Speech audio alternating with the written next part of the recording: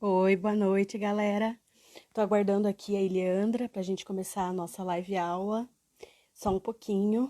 Vamos aguardar a nossa convidada. Dia chuvoso hoje, né? Frio, vai esfriar mais.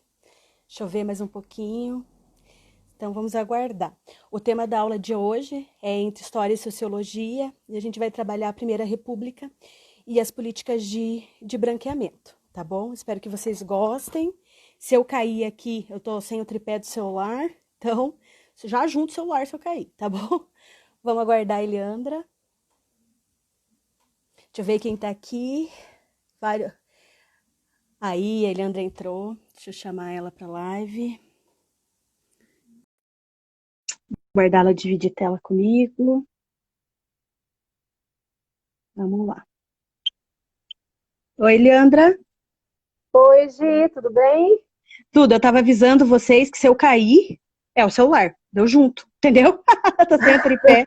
Menina, preciso comprar um tripé urgente nesse rolê aqui que tá tenso. Então, Então, eu somos tava duas falando, também, não tem outro pé. cair junto, né? Então, tava falando para eles que hoje o nosso projeto Ponto em Comum vai trabalhar com as disciplinas de História e Sociologia. Então, o projeto, ele visa realmente fazer a junção desses conhecimentos, né? Ter uma discussão entre as áreas de conhecimento, inclusive para valorizar o conhecimento dessas áreas, né? Hoje, Sociologia e História, né? Eu queria falar um pouquinho sobre a minha pessoa, por mais que eu acredito que a maioria que esteja aqui me conheça, mas às vezes tem alguns seguidores seus, né, alunos, ex-alunos. Meu nome é Gisele, eu sou professora de História do Baldo, eu sou formada em História, bacharelado e licenciatura pela Federal, e tenho meu mestrado em Tecnologia e Sociedade. E eu gostaria que você falasse um pouco sobre você. Então, eu sou Eliandra, né, Eliandra Gomes, parceira da Gi no trabalho lá no Baldo, né, somos colegas de trabalho. Eu sou formada em Ciências Sociais, fiz licenciatura em Sociologia e tenho meu mestrado em Sociologia, Sociologia do Trabalho, né, mas eu gosto de me apresentar como professora do ensino médio, né, professora Eliandra, professora de Sociologia. Arrasou. Eu sempre aprendendo com você, né, Eliandra? Falar um pouquinho sobre algo que, quando a gente estava discutindo sobre o tema, foi algo que incomodou um pouco a gente, que é a questão do lugar de fala, né? E eu queria pedir licença para ler uma citação da Djamila Ribeiro, do livro dela, O que é Lugar de Fala, que eu citei na minha dissertação, tá? Então eu vou ler bem bonitinho aqui, que são as palavras delas, né? Dela. O lugar que ocupamos socialmente nos faz ter experiências distintas e outras perspectivas. O que eu entendo, né, com essa fala da Djamila Ribeiro? Eu acredito que todo conhecimento ele é situado social e historicamente. Então, o que eu e a Ilhanda estávamos discutindo ali em off? Que eu entendo qual é o meu lugar na sociedade, a Ilhandra, enquanto professora de sociologia, também entende qual é o lugar dela na sociedade, e quando a gente vem, né, para essa live aula discutir esse tema, Primeira República e as políticas de branqueamento social, o que a gente está entendendo? A gente está entendendo como que eu posso explicar para você? A nossa formação, né? Estamos falando a partir da nossa formação, história e sociologia, mas sem perder de vista esse lugar nosso na sociedade. Não sei se você concorda comigo, né? Então a gente vai falar desse tema, sempre entendendo até onde o nosso lugar na sociedade ele traz para nós uma visão, né? E a nossa formação também, beleza? Beleza. Eu vou falar um pouquinho sobre o Tem tema uma... da. Pode Tá falar. bom meu som aí? Tá tranquilo o som aí?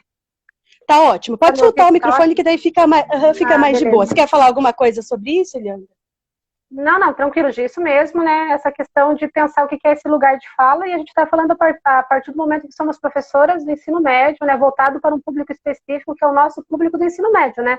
É para essa Isso. galera que a gente está direcionando hoje a nossa fala. Uma galera que a gente acredita que vai fazer o Enem, que está estudando, que tem pretensões com relação ao vestibular, né? A gente quer dar algumas luzes para que eles possam continuar estudando, apesar de todas as adversidades que a gente está vivendo, é um momento atípico, mas o nosso desejo nesse momento, né, é isso que a gente partilha, é que essa galera possa estudar e que a gente possa ajudar nisso, né? É isso mesmo, né? E aí, para a gente começar esse rolê, eu acho que é muito importante a gente entender a Primeira República e política do branqueamento social. O que, que é a Primeira República, né? A Primeira República é um período da história do Brasil que vai de 1889, proclamação da República, até 1930, Revolução de 30, que depois colocou o Getúlio Vargas no poder. E, para a gente entender o processo de política de branqueamento social, a gente precisa entender um outro rolê que estava acontecendo dentro da Primeira República, que é o quê? A política de imigração para o Brasil. A imigração para o Brasil, ela não está só dentro desse processo histórico que eu vou explicar para vocês. Por exemplo, a gente tem até imigração para o Brasil na atualidade, né? E teve em outros períodos. Mas, dentro desse rolê que a gente está trabalhando de Primeira República e política de branqueamento social, o que, que a gente entende por processo de imigração para o Brasil? Então, nós, historiadores, acreditamos que, devo colocar os dados aqui para não falar errado, né? De 1887 a 1930, tenham entrado no Brasil 3,8 milhões de estrangeiros, ou seja, é muita gente, né? E desses 3,8 milhões de pessoas que entraram no Brasil, repetindo, de 1837 a 1930, então perceba, pega o finalzinho do Segundo Império e adentra esse processo de Primeira República, né? A maior parte desses estrangeiros sejam, então, de nacionalidade italiana, espanhola, alemã e portuguesa.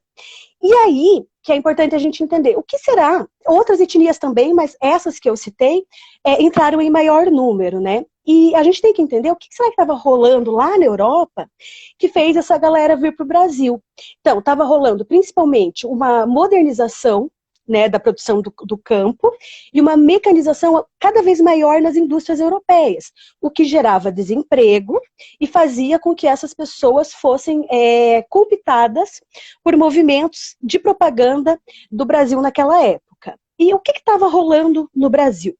Então, quando eu falo para vocês lá, 1887 a 1930, tem um ano ali muito importante no meio disso, desse rolê, que é a questão da abolição da escravidão, né? Então, a gente tem todo um processo de substituição de mão de obra, que a gente vai entender como que se deu esse processo de substituição de mão de obra, dentro de uma parte dele, claro, né?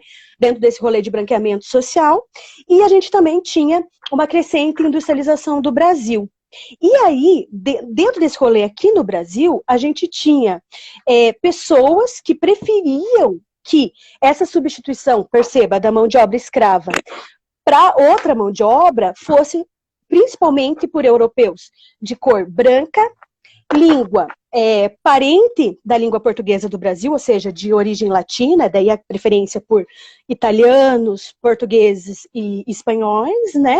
E também de religião católica. E aí a gente tem um rolê, que eu costumo dizer que é muito importante para você entender a política de branqueamento social, é que a elite brasileira, naquele período, né, acreditava na superioridade do homem branco. Então, eles acreditavam que, a partir do momento que esses europeus viessem para cá e, a partir de uma mistura de raças, haveria um branqueamento social, né? E aí haveria um apagamento da questão negra e da questão indígena no Brasil. Não sei se eu me dei por entender, porque eu falo rápido quando eu estou nervosa, né? Mas eu quero ler um pedacinho para vocês, de um texto que eu separei aqui, para vocês entenderem mais ou menos como é que é esse rolê do branqueamento social. Então, vamos lá. Em 1911, o médico e antropólogo João Batista de Lacerda, representante brasileiro no Congresso Mundial das Raças em Londres, afirmou, presta atenção, a população mista do Brasil deverá ter, pois, no intervalo de um século, um aspecto bem diferente do atual. As correntes de imigração europeia, aumentando cada dia mais o elemento branco dessa população, questão de miscigenação, né, acabarão, depois de certo tempo, por sufocar os elementos nos quais poderia persistir ainda algum traço negro. Ou seja, para ele, em 100 anos, o negro e o indígena desapareceriam, graças à miscigenação. E com isso ocorreria o branqueamento da população brasileira. E isso explica, então, porque o Estado, alguns fazendeiros, as elites em geral, patrocinavam a vinda desses europeus para cá.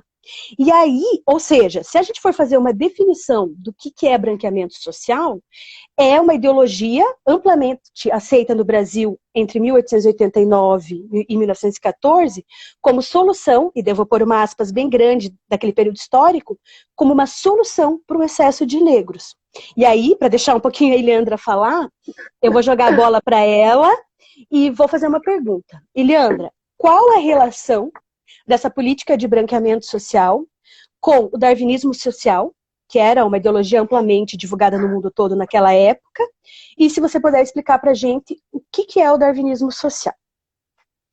Bem legal você colocar esse contexto, porque assim, para a gente entender o darwinismo social, eu preciso necessariamente pensar nas ideias que estavam dominando ali o século XIX. Então eu tenho que voltar um pouquinho ali no século XIX e ver que a gente tem uma obra que é do Charles Darwin, que, o que o Darwin vai estar falando, né? O Darwin vai estar falando, vai estar voltado para o campo da biologia, não posso perder isso de vista, mas o Darwin vai estar falando que as espécies mais adaptadas, né, sobreviveriam. Então a ideia da seleção natural das espécies. Então a ideia de uma evolução.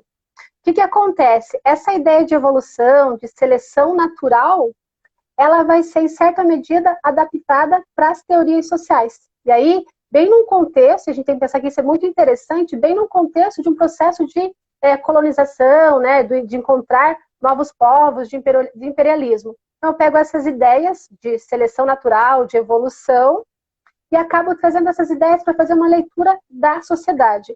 E aí, o que eu vou ter como o auge da seleção, né, como o ápice da seleção, quando eu penso a sociedade? Né, o homem europeu branco. E esse homem europeu branco, ele está chegando em outros povos, em outros continentes, ele está encontrando uma diversidade, mas ele vai classificar essa diversidade que ele está encontrando a partir dessa ideia que ele é o ser superior. E daí eu vou olhar para as outras culturas, para os outros grupos que eu encontro, né?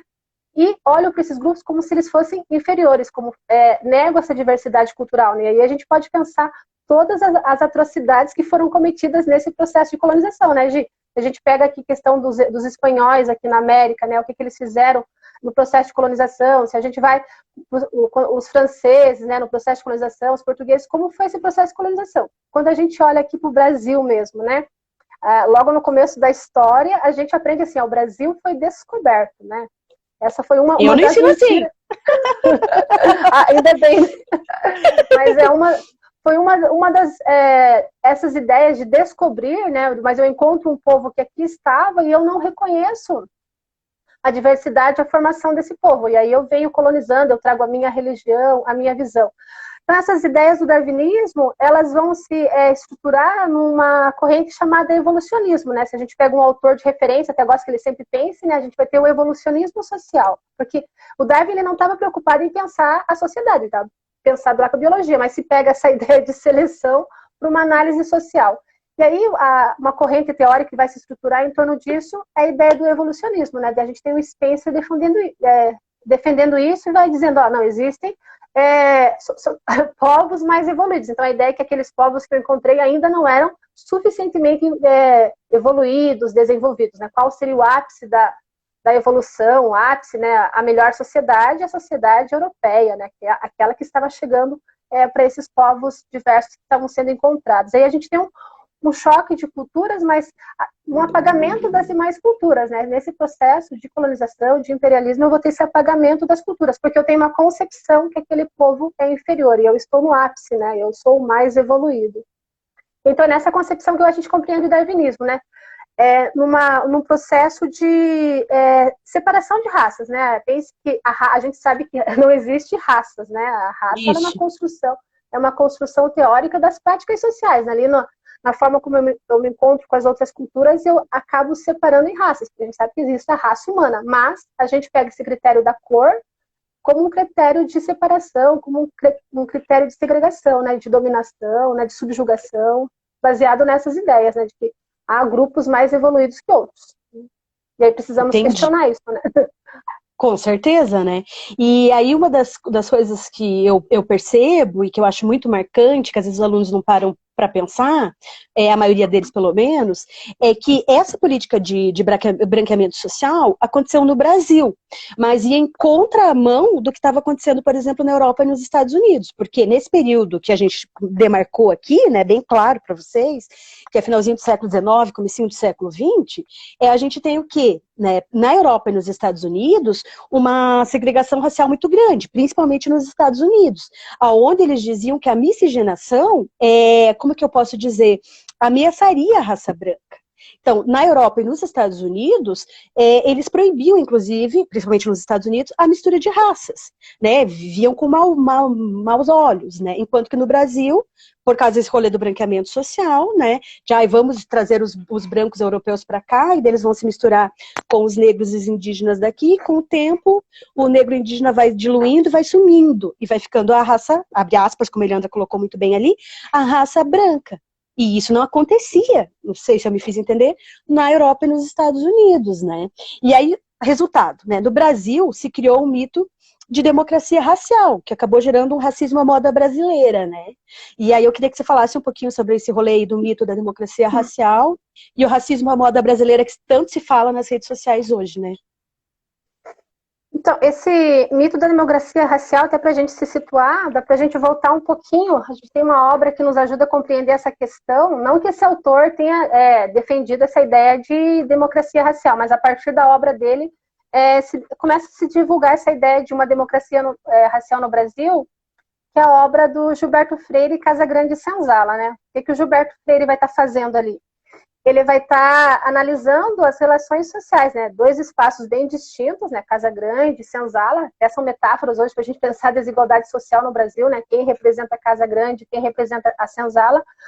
Mas ele vai estar mostrando, ele vai estar trazendo uma questão que, em certo sentido, é novidade, porque havia negação disso, mas a questão da mestiçagem. Ele vai dizer que o fato, né, do Brasil ser mestiço é algo positivo, né? Então ele vai dizer, ó, nossa língua é mestiça, nossa comida é mestiça, nossa religiosidade, então ele vai falar dessa mestiçagem, vai falar dessa relação, né? A gente sabe que isso é um processo violento, né, de dominação e tal, mas o que o Gilberto Freire está fazendo? Ele está descrevendo, está analisando essas relações, né? Pensa, a gente tem, até na obra de arte representada, a gente tem a ama de leite, né? Havia uma proximidade, só que claro que essa proximidade é marcada por violência e tal. Mas aí, a partir dessa obra, há uma valorização da miscigenação. Então, o Brasil é um país miscigenado. E isso não é ruim, é isso que o Gilberto traz como novidade, né? Ser miscigenado não é ruim.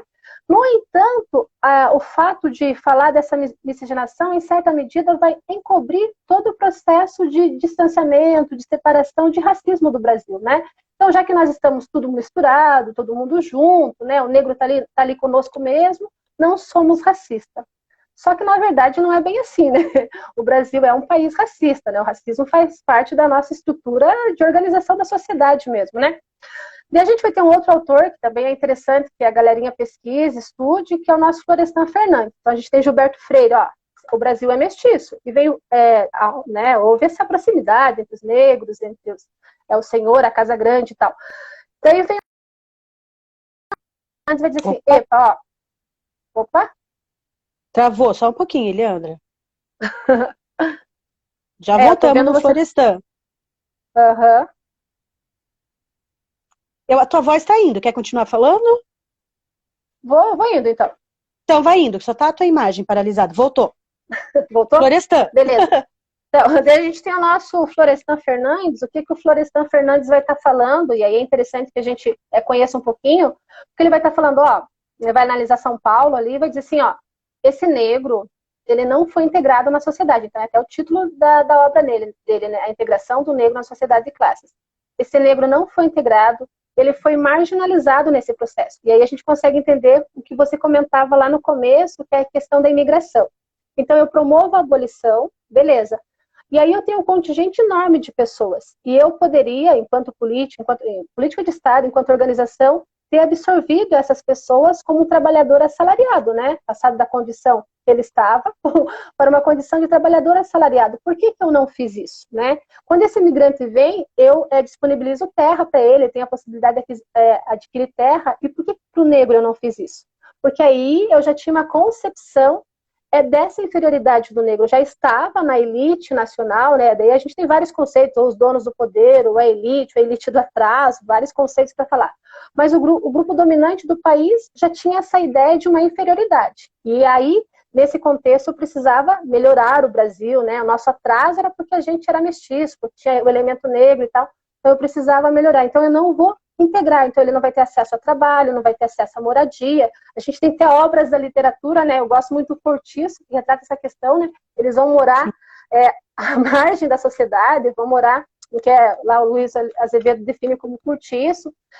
As mulheres, as negras, elas voltam para casa, para as casas, para trabalhar como as lavadeiras, né? E hoje, se a gente olha para as nossas empregadas domésticas, para quem assume os serviços domésticos, né?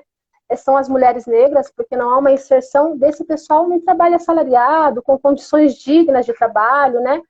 Então, o que ele mostra para nós? Esse negro não foi integrado na sociedade de classe. Nós somos uma sociedade racista e que a posição do sujeito é marcada, infelizmente, pela questão da cor, né? E aí a gente tem até, pensando nisso, a questão dos nossos exemplos bem atuais, né? A gente, essas últimas semanas, nosso racismo foi rasgado na nossa cara, né? Escancarado pra gente.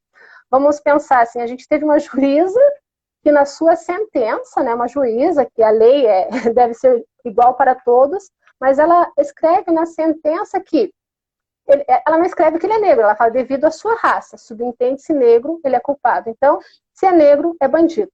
Olha que absurdo, né? É ladrão. Absurdo. E aí, acho que todo mundo viu, isso foi repercussão nacional, né? Olha nas redes, né? Nas redes sociais e tal.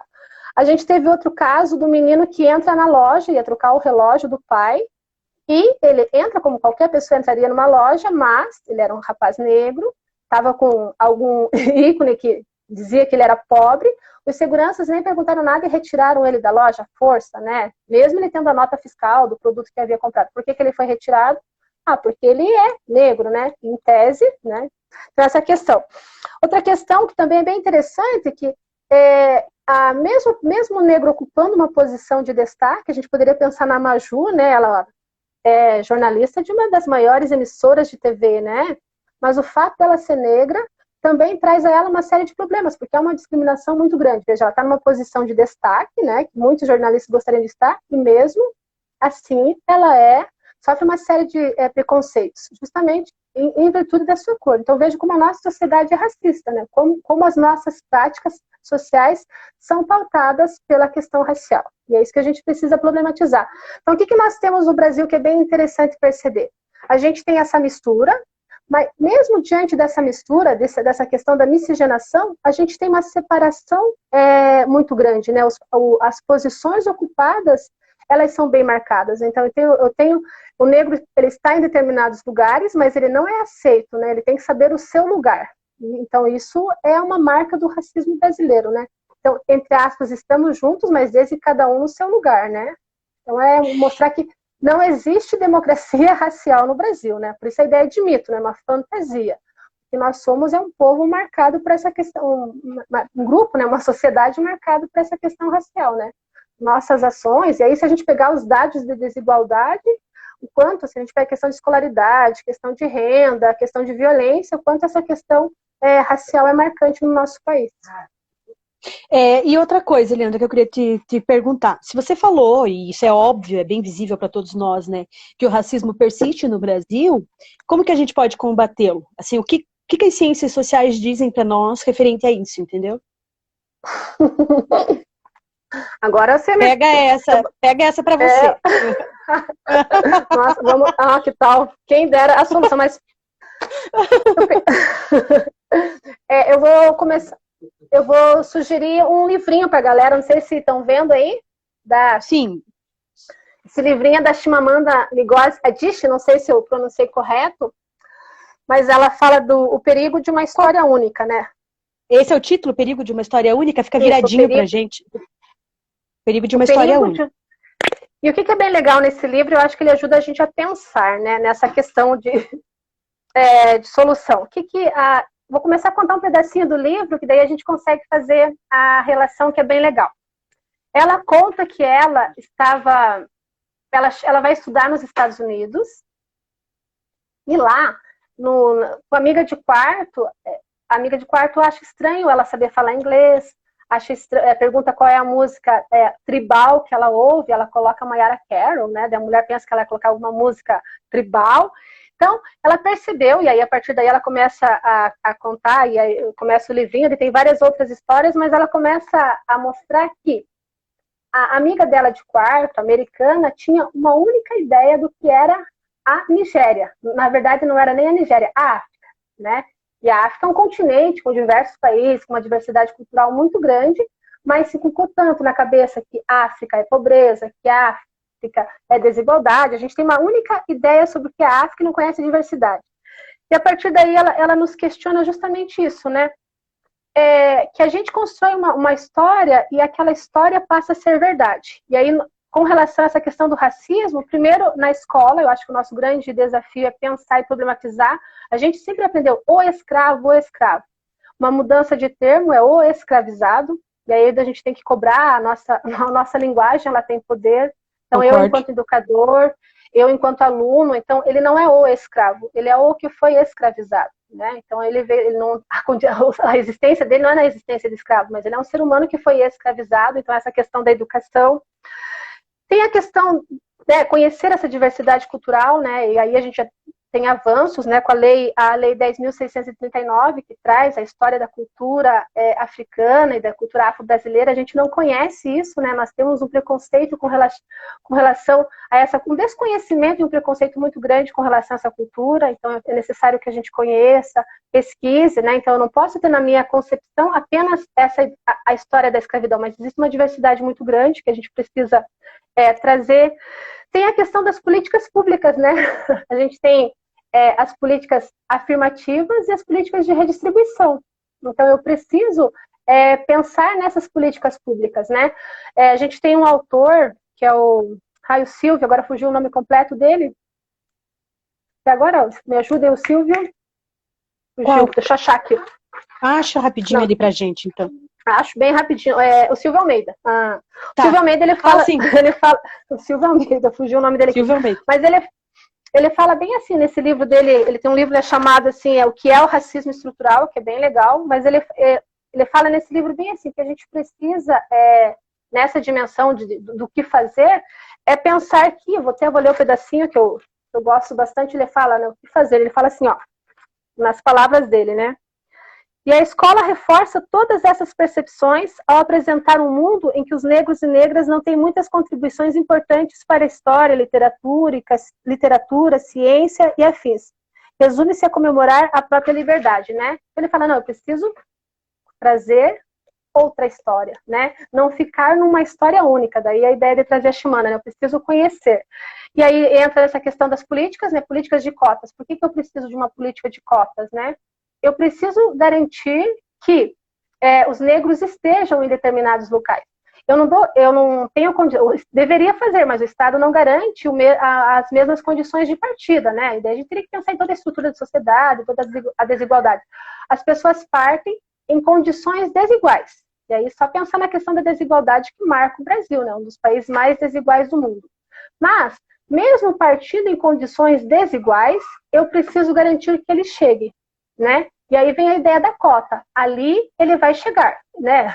É mais ou menos assim, vire do jeito que você tem condições aí, mas eu garanto a tua chegada. Então eu compreendo a política de cotas nesse sentido.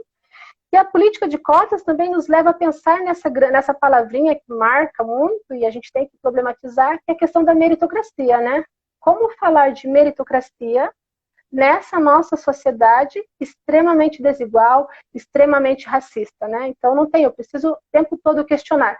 E essa questão da meritocracia nos leva à questão do individualismo, né? A partir do momento que eu tenho uma concepção de meritocracia, eu jogo para o sujeito, eu responsabilizo o sujeito por uma questão que é estrutural, que é da organização da sociedade. E aí eu preciso pensar enquanto sociedade, né? Como eu vou solucionar essas questões? Não é uma questão do sujeito, mas é uma questão dessa sociedade que está estruturada dessa forma e que segrega as pessoas, separa, né? Que nem você disse, aqui no nosso país a gente não fez como os Estados Unidos ou como a África do Sul, que havia bairros para negros, né? Havia todo um espaço separado, né? Aqui, apesar de estarmos todos juntos, misturados, nós somos separados, né? As práticas sociais separam. O Estado não teve uma política oficial de segregação, mas as nossas práticas sociais cotidianamente elas segregam, isso é fato, né? Então a gente problematizar isso. Então o que é possível fazer? Então eu tenho que começar a questionar essa questão, quando eu falo de meritocracia, eu estou individualizando, será que não é, será não? É uma questão que precisa ser problematizada enquanto é sociedade. É buscar conhecer um outro lado né, dos povos africanos, né, das etnias que formam a nossa nação mesmo.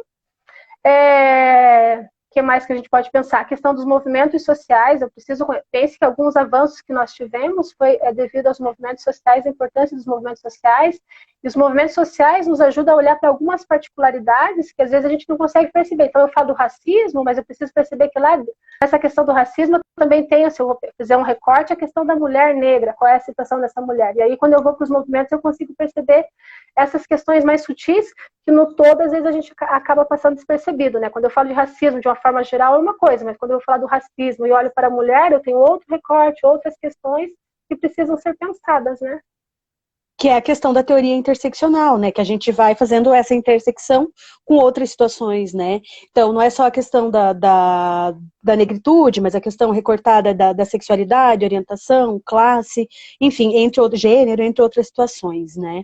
Eu ia te perguntar da questão de como combatê-lo na prática, e eu acredito que você já respondeu. Você já me deu a resposta, né? E não é um caminho muito fácil, né? Mas que é o caminho que vai nos levar para um futuro muito melhor, né? O Jean deu boa noite, Jean. E muito feliz que entraram alguns alunos aqui, muito feliz também para os que verão depois no YouTube, né, os links que eu vou deixar depois para os alunos. Eu queria dizer, Leandra, que eu tenho assim muita admiração por você, né, por todo o conhecimento, deu para perceber que a bichinha é fogo, né, trouxe um monte de citação para a gente, e eu fico muito feliz. Aqui, queria ver se tem alguém que está acompanhando, eu acho que ficou só uns acenos ali, alguns coraçõezinhos, e vamos ver aqui se tem alguma pergunta. Se tiver alguma pergunta, a galera coloca no chat pra gente. Tá me ouvindo, Eliandra? Estou te ouvindo. Ah, então beleza.